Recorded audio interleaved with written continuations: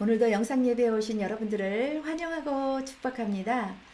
날씨가 참 무더워졌는데요. 우리 성도님들 건강관리 잘 하셔서 건강 때문에 염려하거나 근심되는 일이 생기지 않으셨으면 좋겠습니다.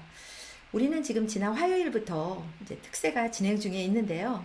우리 교육부서의 여름 사역을 위해서 성도님들이 함께 모여 목사님의 말씀도 듣고 함께 찬양하며 열심히 뜨겁게 많은 성도님들이 참석하여 지금 진행 중에 있는데요. 이제 특세는 내일 하루 남았습니다.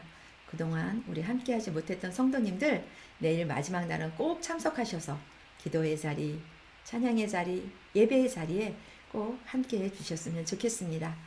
오늘 우리가 함께 나눌 말씀은 히브리서 11장 1절 한 절만 보도록 하겠습니다.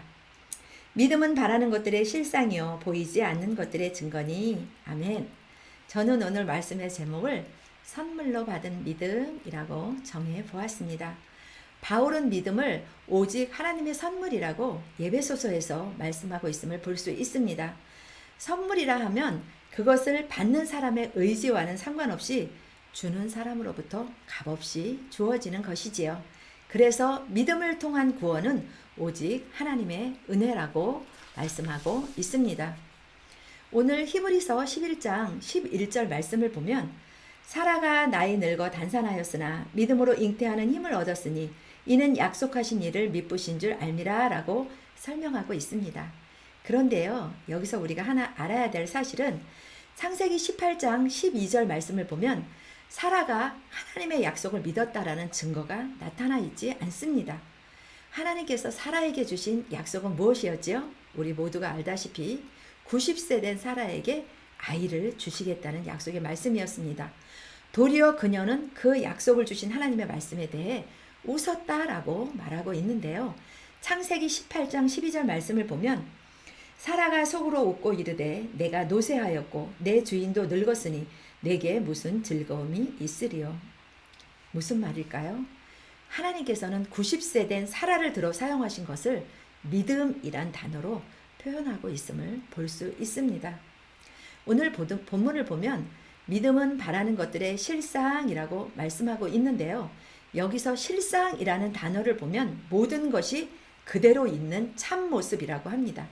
실제 모습이라는 것이죠. 이스라엘 백성들이 출애굽을 하여 가나안 땅을 향해 갔습니다. 가나안 땅은 그들이 하나님으로부터 약속받은 실상이었습니다.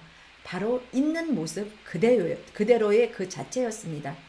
그런데 안타깝게도 이스라엘 백성은 그 실상을 붙잡는 것에 대한 믿음이 없었습니다. 그러나 여호수아와 갈렙은 그 실상을 손에 잡은 것처럼 확실한 믿음을 가지고 있었습니다. 바로 이런 사람들에게 믿음은 바라는 것들의 실상이란 말이 적용될 수 있는 것입니다.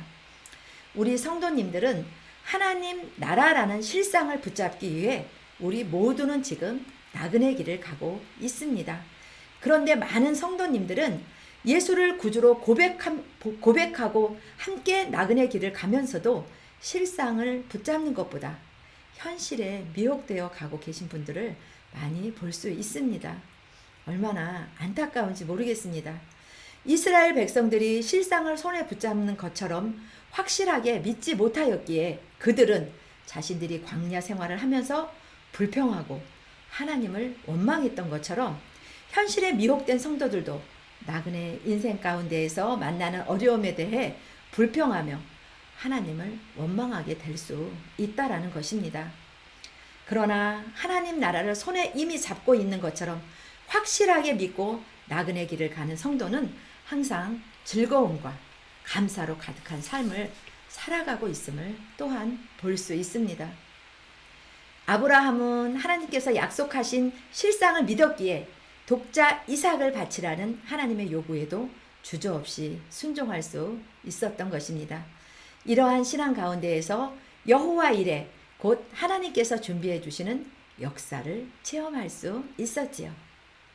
성도 여러분, 성도님들께서는 지금 하나님의 약속을 이미 받은 것처럼 굳게 믿고 신앙 생활을 하고 계신가요? 그렇지 않으면 나그네의 삶을 거부하고 세상 것을 잡고자 달려가고 있지는 않으신지요? 사도 바울은 표대를 향하여 그리스도 예수 안에서 하나님이 위에서 부르신 부름의 상을 위하여 쫓아갔다고 말씀하고 있습니다.